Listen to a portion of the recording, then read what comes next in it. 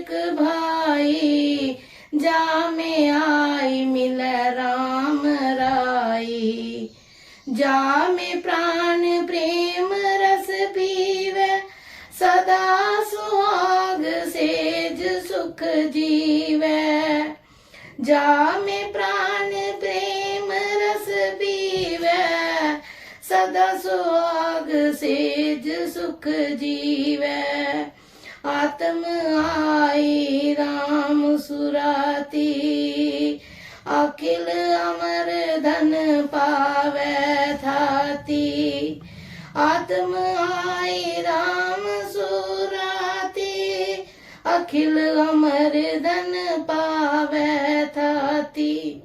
प्रगट परसन दर्शन पावे, परम पुरुष मिली माहि समावे। प्रगट परसन दर्शन पावे, परम पुरुष मिली माहि समावे। ऐसा जन्म नहीं नर आवे, सो क्यों दादू रतन गवावे। ऐसा जन्म नहीं नर आवे, सो क्यों दादू रतन गवावे। ऐसा जन्म अमोलक भाई, जा में आई मिले राम राई। गुरु रूप प्यारी साध संगत जी, आपके श्री चरणों में दासी का कोटि कोटि प्रणाम है। आत्मा का प्रभु के साथ जोड़ना ही सच्चा प्रेम है। जो विषय विकारों को प्रेम समझते हैं, उनका क्या हाल। प्रभु ऐसे नहीं मिलेगा। एक फकीर ने कहा कि मीरा तो गिरधर गिरधर कहते लुट गई, राणा और राजा के प्यार को दिल से निकाल दिया। दुनियावी प्यार इतनी कुर्बानी कर सकता है, तो हकीकी प्यार कुछ नहीं कर सकता। आत्मा का प्रभु में समा जाना ही सच्चा प्रेम है। जिसका प्रेम आत्मा से लग गया, वह भगवान का रूप हो गया। दो से एक रूप हो जाते हैं और असल घर पहुंच जाते हैं। परम संत कृपाल सिंह जी महाराज दिल से दिल की बात में विस्तार पूर्वक समझा रहे हैं। कृपया हमारे चैनल को सब्सक्राइब करें, लाइक करें व शेयर करें। धन सतगुरु, धन गुरु रूप प्यारी साध संगत जी।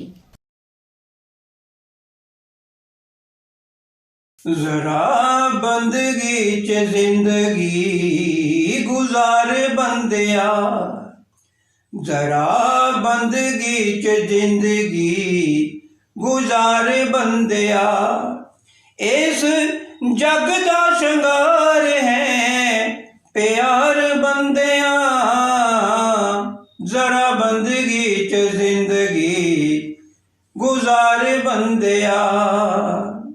मल मल धोना है क्यों मिट्टी दे शरीर नू, मल मल धोना है क्यों मिट्टी दे शरीर नू।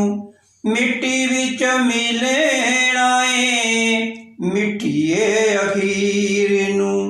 एवें पिया ना तू पैरां नू पसार बंदिया, जरा बंदगी च जिंदगी गुजार बंदिया, जरा बंदगी च जिंदगी गुजार बंदिया। इस जग दा शंगार है प्यार बंदिया, जरा बंदगी च जिंदगी गुजार बंदिया। बंदगी दे लई बंदा जग उत्ते आया है, ओए बंदगी दे लई बंदा जग उत्ते आया है। रह जानी जग उत्ते जग दी माया है। अपने दिल विच कदे तां विल विच कदे तां विचार बंदिया, जरा बंदगी च जिंदगी गुजार बंदिया। इस जग दा शंगार है प्यार बंदिया, जरा बंदगी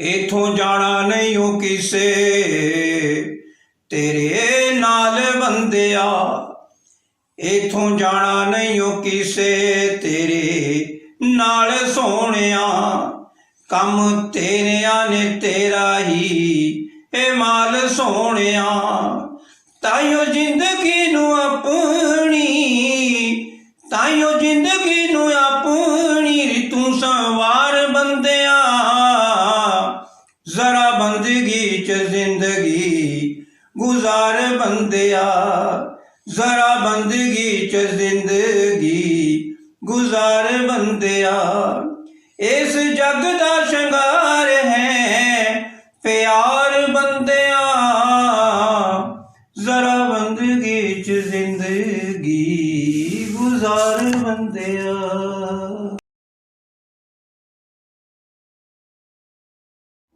गुरु रूप प्यारी साध संगत जी, परम पूज्य परम संत कृपाल सिंह जी महाराज जी दिल से दिल की बात में जिज्ञासी जनों के प्रश्नों के उत्तर दे रहे हैं। पूजनीय महाराज जी से प्रश्न किया, क्या आप किसी और भाषा में, मिसाल के तौर पर फारसी में भी कोई अक्षर सुमिरन के लिए देते हैं? महाराज जी ने फरमाया, फारसी अरबी एक ही बात है, उनमें कोई फर्क नहीं। ये अक्षर क्या है? एक आदमी कहता है कहो राम, कहो गॉड।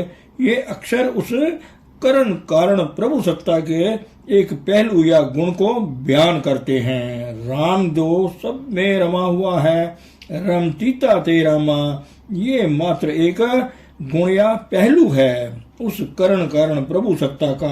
नाम के 5 अक्षर जो आपको सुमिरन के लिए दिए जाते हैं, 5 मंडलों के ध्वनियों के नाम है, संपूर्ण रचना का, सारे मंडलों का, उस करण कारण प्रभु सत्ता के सारे पहलुओं का बयान उनमें आ जाता है। जिज्ञासु ने प्रश्न किया, आप दीक्षा के समय संतरा, अनार, केला ये अक्षर नाम में दें तब भी वही असर होगा, क्योंकि काम तो आपकी तवज्जो ने करना है, अक्षरों ने नहीं। महाराज जी ने फरमाया, मैं कोई भी अक्षर नहीं देता, तब भी लोगों को अनुभव मिल जाता है। वहाँ तवज्जो काम करती है। छोटी उम्र के बच्चों को नामदान नहीं दिया जाता, उन्हें सुमिरन के अक्षर नहीं दिए जाते, सिर्फ भजन पर बिठा दिया जाता है। वो आंख बंद करके बैठ जाते हैं और उन्हें अंतर में रोशनी आ जाती है। महाराज जी से प्रश्न किया, परमात्मा ने इस सृष्टि की रचना की, हमारे इस भूमंडल की रचना का उद्देश्य क्या था? महाराज जी ने फरमाया, जिसने ये धरती बनाई है उससे जाकर पूछो, मैं मानव केंद्र क्यों बना रहा हूँ? आखिर कोई मकसद तो है ही। मेरी ऐसी इच्छा है, मैं मानव केंद्र बना रहा हूँ। मैं चाहता हूँ इंसान एक जगह मिलके बैठे, इंसानियत के नाते, धर्म समाज जाति के नाते नहीं, लेवलों के नाते नहीं। हम इंसान है पहले, तो मानव केंद्र बनाने का मकसद तो है। प्रभु की ऐसी इच्छा थी, उसने दुनिया बना दी। उसे पूछने वाला जैसे आप मुझसे सवाल कर रहे हैं, कौन था? और जब आप वहां प्रभु के पास पहुंचोगे तभी पूछोगे ना कि उसने ये दुनिया क्यों बनाई। वह बुद्धि कहाँ होगी? सवाल पूछने वाली प्रश्न किया गया। क्या सूक्ष्म मंडल के शिखर पर पहुंचकर इस सवाल का जवाब मिल सकता है? महाराज जी ने फरमाया, ये सारे सवाल माया का भ्रमजाल है। जब तक आप सूक्ष्म मंडल को पार ना करें, आप इस बारे में कुछ नहीं जान सकते। पहली कक्षा में पढ़ने वाले विद्यार्थी से ट्रिग्नोमेट्री का सवाल जो कॉलेज में पढ़ाई जाती है पूछा जाए तो वो उसे समझ सकेगा क्या? जब कॉलेज में पहुंचेगा तभी उसे कुछ समझ आएगी ट्रिग्नोमेट्री की। फिर प्रश्न किया गया, सुने, अध्यात्म के शिक्षा विधान में हम इस वक्त कहाँ हैं? हमारा स्थान क्या है? आपने कॉलेज और प्रारंभिक शिक्षा के स्कूल की चर्चा की। क्या हम अर्थात हम में से अक्सर लोग किंडरगार्टन तक पहुंचे हैं या नहीं? क्या यहाँ किंडरगार्टन जिस्म के ऊपर आकर शुरू होता है। जब तक तन मन से ऊपर आकर हम ज्योति का दर्शन करते हैं, महाराज जी ने फरमाया, यहाँ किंडरगार्टन नाम की कोई कक्षा नहीं है। जहाँ किंडरगार्टन खत्म होता है वहां से अध्यात्म की शिक्षा शुरू होती है। जब आप शरीर से ऊपर उठते हैं तो किंडरगार्टन की शिक्षा पूरी होती है। इस वक्त आप इस पंच भौतिक जिस्म में मन इंद्रियों का रूप बने हुए हैं और बाहर फैलाव में जा रहे हैं। जब आप जिस्म के मन इंद्रियों से ऊपर उठोगे, अध्यात्म की का खा वहां से शुरू होगी। आप नाम की कमाई करोगे, रोज जिस्म से ऊपर आओगे तो बाहर के मोह बंधन जिन्होंने आपको इस दुनिया से बांध रखा है टूटते चले जाएंगे। रोज जिस्म से ऊपर आने अर्थात जीते जी मरने का अभ्यास होने करके मौत का भय जाता रहेगा। कबीर साहब ने शब्दों में, जिस मरने से जग डरे मेरे मन आनंद, मरने ही ते पाइए पूर्ण परम आनंद। वो ऐसी मौत है जिसके बारे में गुरु नानक साहब कहते हैं, ऐसी मरनी को करे दिन में 100 बार। दर्शन किया, जी हाँ, यीशु मसीह के शब्दों में रोज सूली पर चढ़ो। महाराज जी ने फरमाया, ये क्रॉस है। हाथों से क्रॉस की शक्ल बनाकर संकेत देते हुए कि ये शरीर क्रॉस है। हमारे जो प्रतीक है हम उनका मतलब भूल गए हैं। यीशु मसीह के वक्तों में जिन लोगों को सलीब या सूली पर चढ़ाया जाता था, उन्हें सलीब अपने कंधों पर लाद कर यरूशलेम की सड़कों को पार करना पड़ता था। आज मात्र प्रतीक के रूप में लोग क्रॉस उठाए फिरते हैं। आपके अंतर में ज्योति है। देहाभास से ऊपर उठकर अर्थात तन मन के पिंजरे से ऊपर आकर आप उस ज्योति को जो घट घट में जगमगा रही है उसे देख सकते हो। इसी का नाम है जीते जी मरना। क्रॉस उठाने का सही मतलब यही है, देहाभास से ऊपर आना या जीते जी मरना। जिज्ञासु ने प्रश्न किया, आपने अभी गुरु नानक साहब का जिक्र किया। कई ऐसे लोग हैं जिन्होंने आपको अंतर में गुरु नानक साहब के साथ देखा है। मैं सोचता हूँ जिन्होंने गुरु नानक साहब को कैसे पहचान लिया, जिन्हें उन्होंने देख करके कभी देखा ही नहीं। महाराज जी ने फरमाया, ये पहचान अंतर से होती है। जब उनकी बाहर की तस्वीरों से किसी चित्रकार के चित्रों से मिलान करके देखते हैं तो वो अक्सर उससे अंतर में देखी तस्वीर से मेल खा जाती है। अंतर में किसी महापुरुष की पहचान आप बाहर की 5 इंद्रियों द्वारा नहीं करते, वो एक छठी हिस्से की बात है। इन इंद्रियों से परे का अनुभव है। अपने अंतर में प्रवेश करो और स्वयं देखो, तभी पता चलेगा। जिज्ञासु ने प्रश्न किया, जी हाँ, आपका हमेशा यही संदेश रहा है। महाराज जी ने फरमाया, जब तक आप अपनी आंखों से नहीं देखते, ये चीजें कुछ समय के लिए आपके लिए रुचिकर हो सकती हैं, लेकिन असल रुचि अथवा शौक तभी पैदा होगा जब आप अंतर में प्रवेश करके स्वयं देखोगे। मेरी इच्छा है कि आप में से हर एक व्यक्ति अध्यात्म की रोशनी फैलाने के लिए दूत बन जाए। संत यही चाहता है कि जो भी उसके पास आए वो संत बन जाए।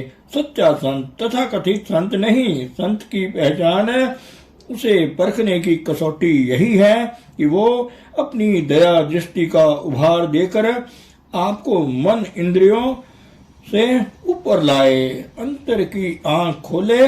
प्रोपोगंडा और इश्तिहारबाजी से कोई सरोकार नहीं बन जाता। सच्चा संत मात्र समझाता ही नहीं, दिखाता भी है, साक्षात्कार कराता है कि हमारे अंतर में ज्योति है।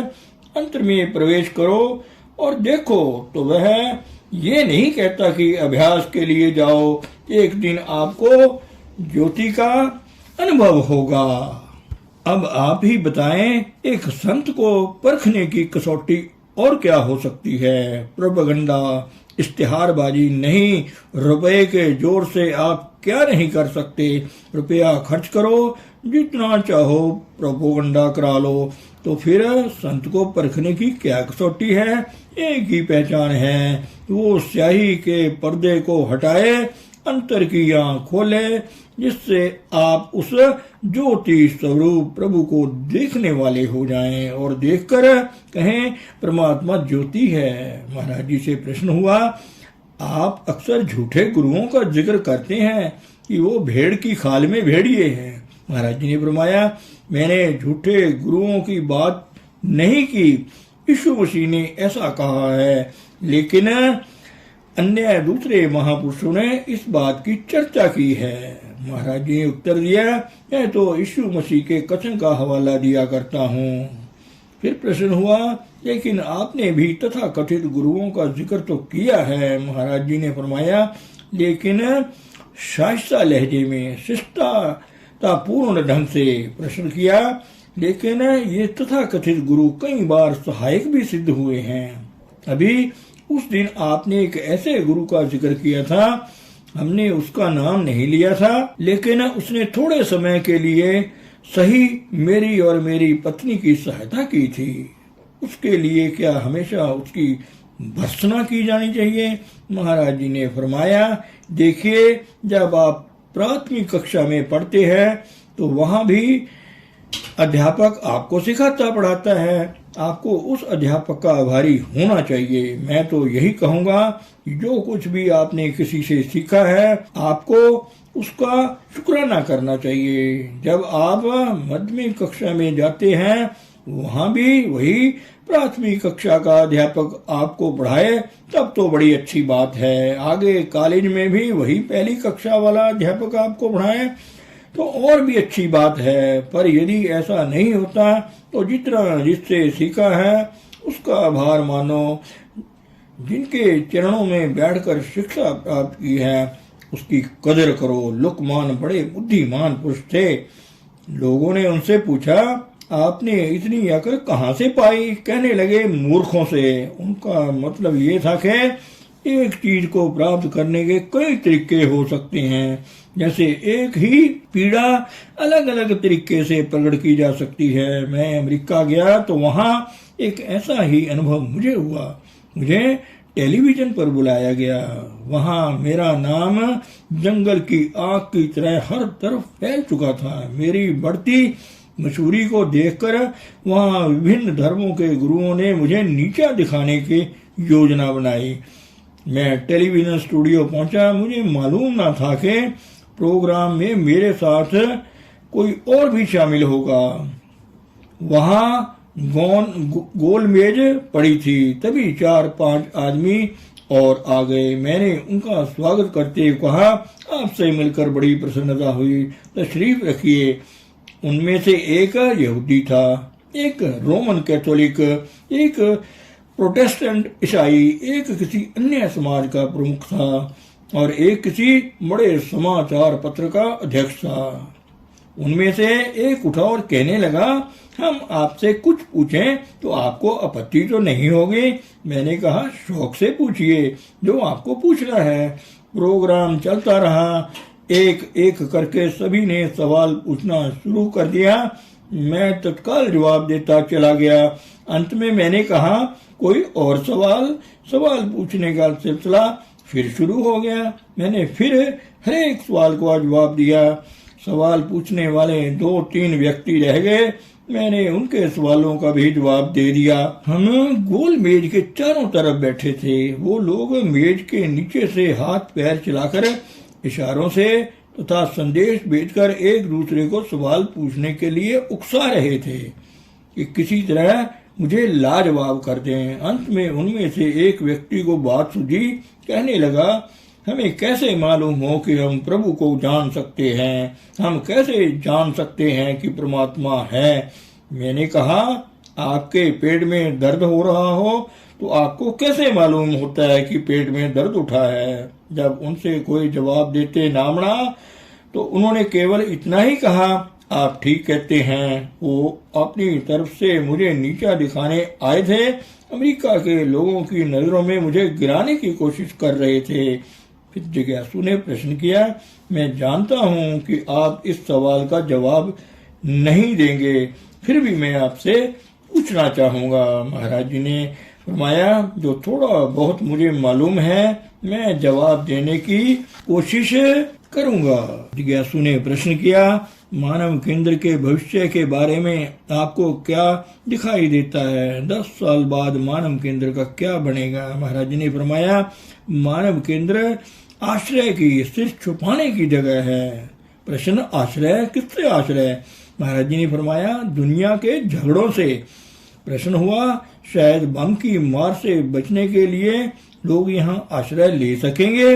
महाराज जी ने फरमाया, हो सकता है 20 साल बाद ऐसी हालात पैदा हो जाए। फिर प्रश्न किया, 20 साल बाद बम की मार से बचने के लिए लोग यहाँ आश्रय लेंगे?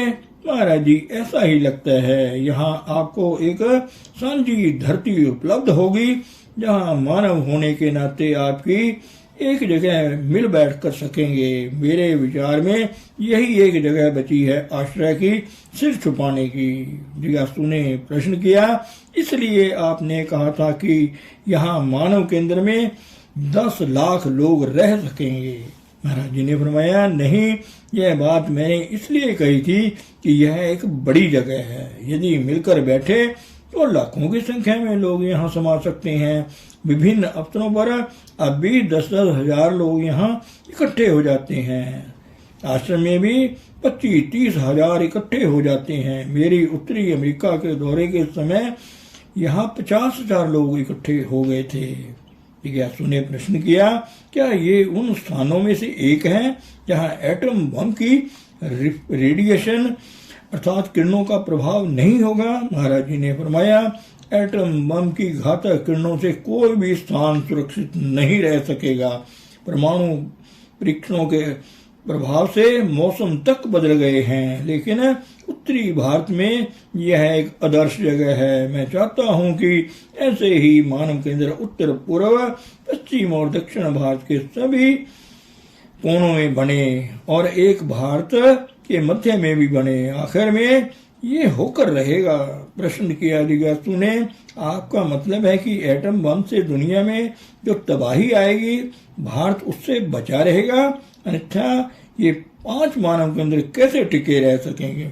महाराज जी ने फरमाया, भारत की हालात शायद सबसे खराब हो। महाराज जी फिर प्रश्न किया, मतलब यह है कि भारत में सबसे ज्यादा तबाही होगी?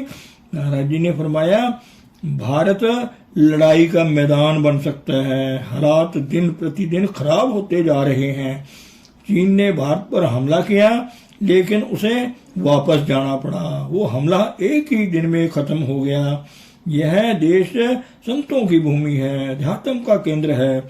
अध्यात्म की रोशनी भारत से या मध्य एशिया से संसार में फैली है। आप जानते ही हैं कि पंजाब का कुछ हिस्सा भारत से कट गया है। जगह की अपने आप में कोई पवित्रता नहीं होती, लेकिन वातावरण का, मंडल का असर तो होता ही है।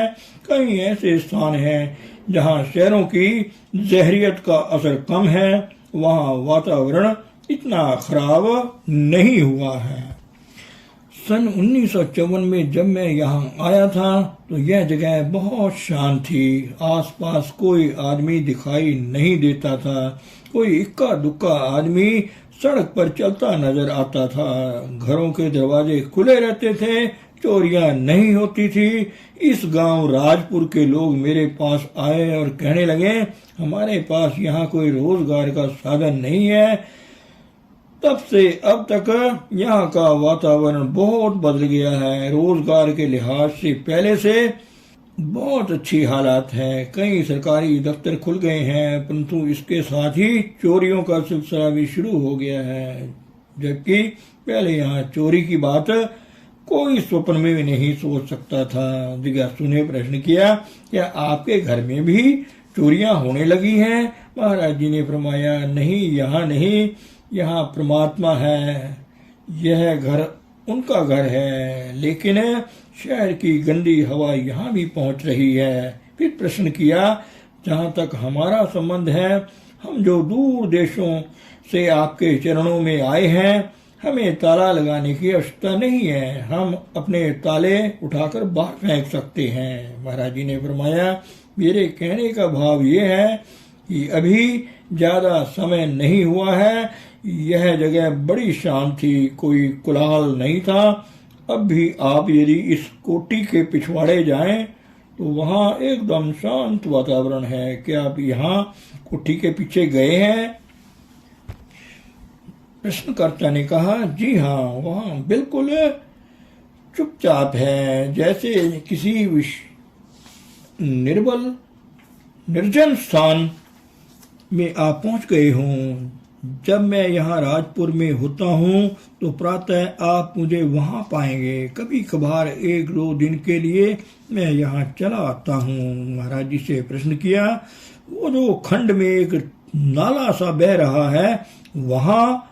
महाराज जी ने फरमाया, नहीं नहीं, वो तो बहुत दूर है, मैंने बाग के पीछे एक टैंक बना रखा है, उस जगह बड़ा शांत वातावरण है। अभ्यास में बैठे वहां आपको शब्द ध्वनि सुनाई देने लगेगी। यदि आप शहरों की गंदी हवा से दूर किसी निर्जन स्थान पर शांत स्थिर बैठे हों तो शब्द ध्वनि की गुंजार आपको सुनाई देने लगेगी। लेकिन इन सबसे अच्छी और शांत जगह आपके अंतर में है। बाहर का एकांत किसी हद तक ध्यान एकाग्र करने में सहायक हो सकता है, लेकिन सबसे शांत वातानुकूलित जगह आपके अपने अंतर में है। धन सतगुरु, धन गुरु रूप प्यारी साध संगत जी।